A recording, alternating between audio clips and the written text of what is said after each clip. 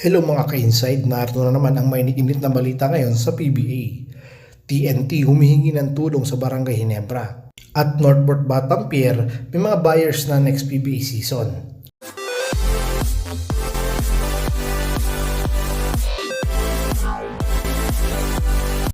Alam naman natin na may rivalry ang team ng TNT at Barangay Ginebra ngayon sa PBA. Dahil 3 beses na nga tinalo ng TNT ang Ginebra sa PBA Finals.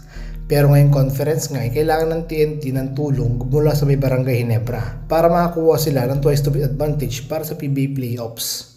Kailangan nga ng TNT talunin ng Magnolia sa linggo at kailangan din manalo ng Ginebra sa rain or shine para masecure ng TNT ang twice to beat advantage nila sa PBA playoffs.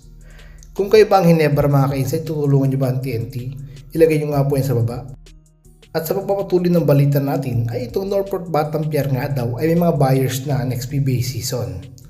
Isa-isa na ngang inaalis o maalis ang mga star player ng Northport sa kanila. At ayon nga kay Sir Snow Badua ay may 3 buyers na nga daw ang Northport at ito nga ang Strong Group Athletics, Star Horse Shipping Lines at ang Macau Bear Blacks. Kung kayo ang masusunod mga ka-insight sa 3 ito, sino ang gusto nyo makapasok sa PBA? Pag-usapan nga po natin sa baba.